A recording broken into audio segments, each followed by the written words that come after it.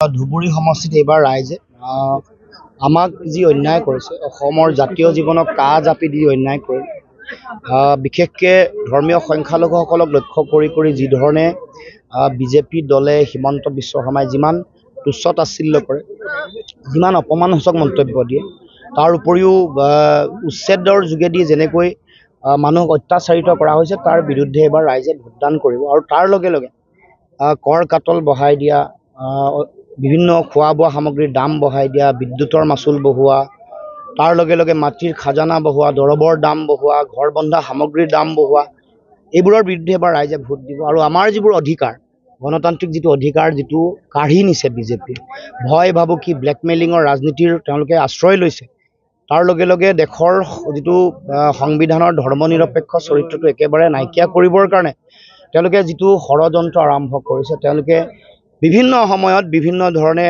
গোটেই শাসন ব্যৱস্থাটো নিজৰ হাতত তুলি লৈ আইনৰ শাসন নাইকিয়া কৰিছে, জংগল ৰাজৰ নিচিনা এটা পৰিৱেশ সৃষ্টি কৰিছে। তাৰ বিৰুদ্ধে এইবাৰ ৰাইজে একেলগে ঐক্যবদ্ধভাৱে বিজেপিক উৎখাত কৰাৰ লগে লগে আজমল চাহাবকো ইয়াৰ পৰা উৎখাত কৰিবৰ কাৰণে ভোটদান কৰিব। এবাৰ মিত্ৰ গোটে কিমান আচলতে আসন পাব? 14খন আসন যিহেতু আছে, 6খনটো একেবাৰে চূড়ান্ত, 6+-3 নাম কেইটা কৈ 6 আৰু 3খন আসন আহিব পাৰে, 2-3খন, 6খনটো ফাইনেলি। ডিব্ৰুগড়, যোৰহাট, নগাঁও, কৰিমগঞ্জ, ধুবুৰী আৰু গুৱাহাটী, এইখন কনফাৰ্ম ফাইনেল। আৰু 2 বা 3খন আহিব পাৰে, মেক্সিমাম 3খন। কেশৱ মহন্তই কৈছে যে এইবাৰ ধুবুৰীত কংগ্ৰেছ 3 নম্বৰত থাকিব, আপোনালোকৰ কেনেকুৱা?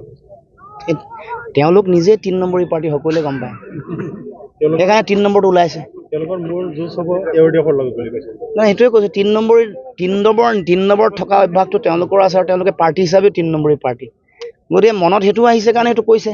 মানে ধুবুৰীত আজমল আৰু জাভেদ ইছলাম কোনো ফেক্টৰ নহয়। ধুবুৰীত ৰাইজে চব ফেক্টৰটো ৰাইজহে, জনতাহে ফেক্টৰ। এইটো কথা বিজেপি আৰু এজিপিয়ে পাহৰি যায় কাৰণে, গণপৰিষদে পাহৰি যায় কাৰণে এইবোৰ কথা কৈছে, 3 নম্বৰ, 1 নম্বৰ, 2 নম্বৰ। ৰাইজে মেইন সিদ্ধান্ত ল'ব। এইবাৰ মেইন ফেক্টৰটো ৰাইজ। যুঁজখন বিজেপি বা গণপৰিষদৰ প্ৰাৰ্থীৰ লগত ৰকিবুল হুছেইনৰ হোৱা নাই নহয়, যুঁজখন বিজেপি বা গণপৰিষদৰ প্ৰাৰ্থীগৰাকীৰ লগত, আজমলৰ লগত ৰাইজৰ এবাৰ পোনপটীয়া যুঁজ হৈছে, জনতাৰ ডাইৰেক্ট যুঁজ হৈছে।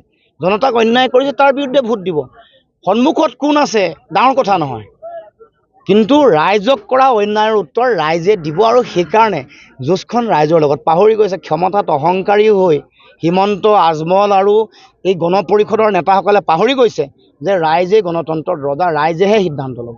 ঠিক আছে, থেংক ইউ।